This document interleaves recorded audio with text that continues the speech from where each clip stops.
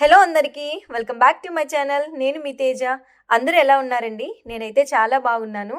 ఈ వ్లాగ్లో తిరుపతి గంగమ్మ జాతర గురించి నాకు తెలిసిన కొన్ని విషయాలు మీతో షేర్ చేసుకుంటాను.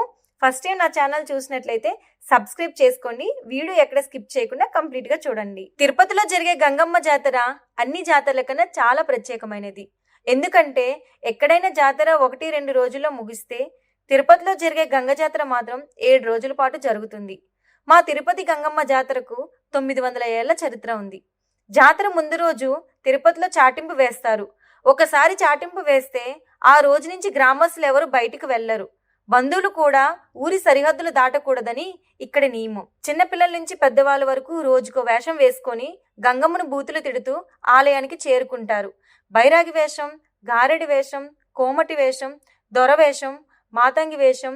ఈ జాతరలో మాతంగి వేషానికి మాత్రం చాలా ప్రత్యేకత అయితే ఉంది. పుష్ప సినిమాలో అల్లు అర్జున్ గారు ధరించిన వేషం మీకు తెలిసే ఉంటుంది కదండి. దాన్నే మాతంగి వేషం అంటారు. మగవాళ్ళు ఆడవాళ్ళుగా వేషాలు వేసుకొని గంగమ్మని దర్శించుకోవడం ఇక్కడ ఆనవాయితీగా ఉంది. చివరి రోజు గంగమ్మని పెద్ద బొమ్మ చేస్తారండి. దాన్నే చంప నరకడం అంటారు.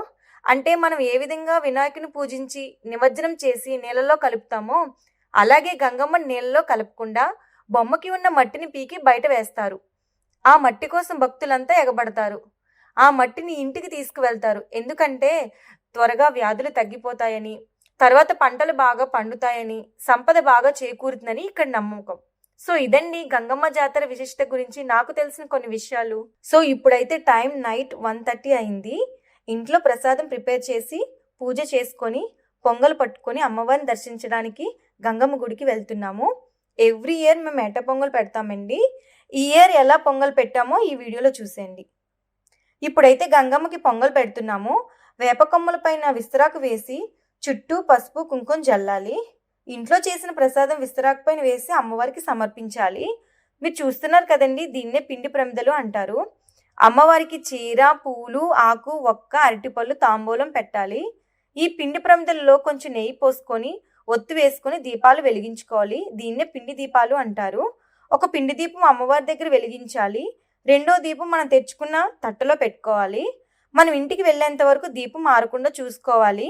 తర్వాత గంగమ్మకు కడ్డీలు, కర్పూరం వెలిగించి టెంకాయ కొట్టి మొక్కు తీర్చుకోవాలి. సో పొంగలైతే పెట్టేశామండి. గంగమ్మకి దండం పెట్టుకొని వెలుగుతున్న పిండి దీపం మళ్ళీ తట్టలో పెట్టుకొని ఇంటికైతే స్టార్ట్ అయ్యాం.